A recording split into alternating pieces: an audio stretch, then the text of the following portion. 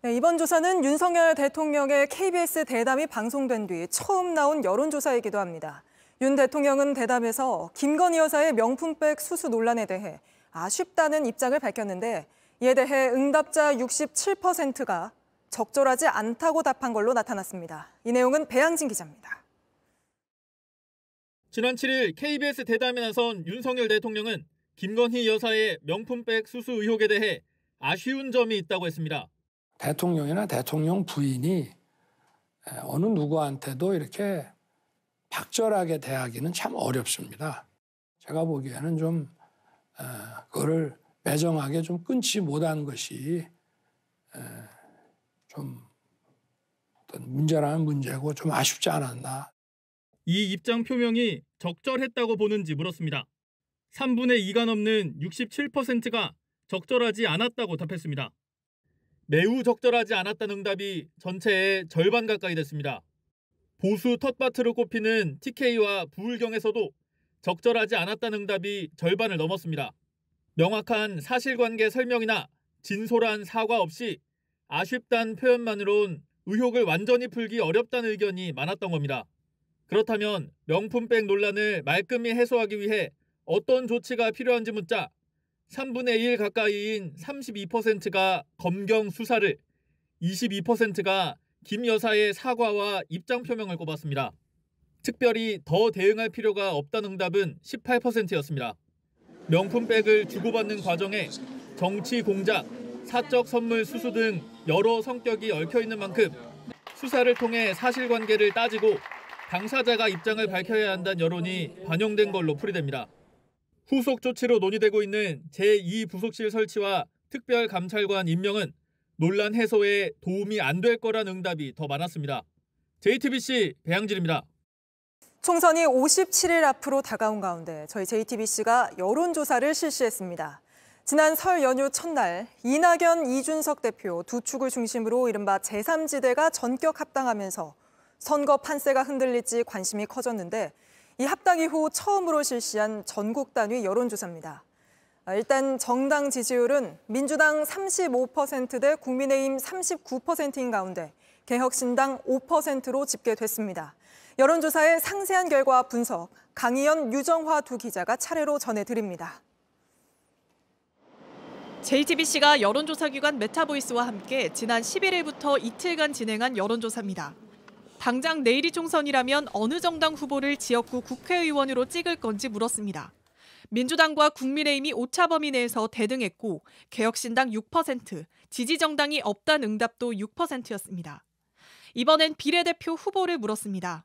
민주당이 주도하는 비례연합정당과 국민의힘이 주도하는 비례정당이 오차 범위 내에서 비슷했고 이어서 개혁신당 8%, 지지정당이 없다는 응답은 7%였습니다. 이번 JTBC 여론조사는 제3지대 빅텐트인 개혁신당 합당 직후 이뤄진 첫 여론조사입니다. 개혁신당이 이번 총선에서 어떤 영향을 미칠지도 물어봤습니다. 응답자의 절반 이상이 개혁신당이 영향력을 미치지 못할 거라며 대체적으로 낮은 기대감을 보였습니다. 연령별로 보면 20대 기대치가 상대적으로 높았고 반대로 50대의 기대치는 낮았습니다. 윤석열 정부 3년 차에 치러지는 이번 총선, 어떤 의미인지 조사해봤습니다.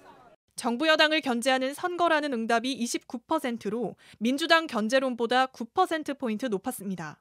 또 41%가 민주당과 국민의힘 모두를 견제하는 선거라고 답해 양당 모두 박한 평가를 받았습니다. 이런 답을 한 응답자는 30대 이하와 무당층이 상대적으로 많은 것으로 나타났습니다. JTBC 강희연입니다. 이번 총선이 정부 여당을 견제하는 선거라고 규정한 응답, 더불어민주당을 견제하는 선거라는 응답보다 더 높았습니다. 그런데 가장 많은 41%의 응답자는요, 양당 모두를 견제하는 선거라고 답을 했는데요. 오늘 여론 읽어주는 기자, 여기가 주목한 곳, 바로 여기 이 41%라는 수치입니다. 좀 더 자세히 이 정부 여당을 견제하는 선거라고 규정한 응답자들의 이유를 들어봤습니다. 45%, 그러니까 절반 가까이가 윤석열 대통령의 국정 수행에 대한 평가를 그 이유로 꼽았습니다. 그 다음은 25%가 민생과 물가 등 경제 문제를 꼽았고요. 김건희 여사 관련 논란을 꼽은 응답자는 13%였습니다. 민주당을 견제하는 선거라고 응답한 사람들 중에서는요. 이재명 대표의 수사 관련 논란, 즉 사법 리스크를 가장 큰 이유로 꼽았습니다. 35%였는데요. 다수당의 일방적인 국회 운영이 31%로 그 뒤를 이었습니다. 결국 정부 여당의 가장 큰 비판 지점은 윤석열 대통령 관련, 민주당은 이재명 대표 관련 리스크로 볼 수 있는데요. 당장 해소하기 어려운 문제들인 만큼 양당 모두를 견제해야 한다는 여론이 높은 것으로 풀이됩니다. 오늘 여론조사와 관련한 자세한 사항은 중앙여론조사심의위원회 홈페이지를 참고해 주시면 됩니다. 네, 류 기자 말대로 양당 모두 견제라고 응답한 게 41%나 되는 게 눈에 띄는데요.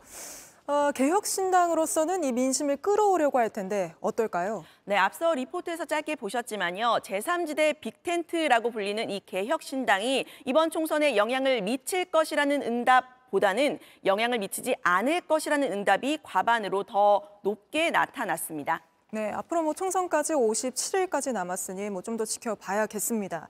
비례대표 선거 관련해서는 어떻게 여론조사 결과 나왔습니까? 네, 여론조사 결과 조금 더 자세히 뜯어볼까요? 이 민주당 지지자 중에서 지역구에서 민주당을 찍겠다는 응답자는 87%였지만요. 민주당이 주도하는 비례연합정당을 찍겠다는 응답자는 72%로 낮아졌습니다. 네. 국민의힘 지지자 중에서 82%가 지역구에서 국민의힘을 찍겠다고 했지만 이 비례정당 투표에서는 72%만 투표를 하겠다고 했습니다. 그러니까 이 양당 지지자 중에서도 비례대표 투표에서 이탈한 사람들이 10에서 15%포인트 정도 있는 겁니다. 이들이 개혁신당을 비롯한 제3지대로 가는 교차 투표, 즉 지역구와 비례대표를 다르게 투표하는 양상을 보일지 이 부분이 이번 총선의 가장 중요한 관전 포인트가 될 텐데요. 네. 물론 선거가 다가올수록 다시 양당으로 회귀할 가능성도 없지 않습니다. 네, 그렇겠습니다. 그런데 거칠게라도 이번 여론조사를 통해서 이 개혁신당이 몇 석이나 가져갈 수 있을지 전망이 됩니까? 아주 거칠게라도요. 네, 지금 정당 지지율을 곧바로 의석수로 환산하기는 여러 변수가 있어서 쉽지는 않습니다. 다만 현행 준연동형 비례대표제가 유지가 될 경우에 오늘 이번 여론조사 결과에 따르면 5석에서 10석 정도를 얻을 것이라는 게 전문가들의 분석입니다. 알겠습니다. 오늘은 여기까지 짚어보겠습니다. 류정화 기자였습니다.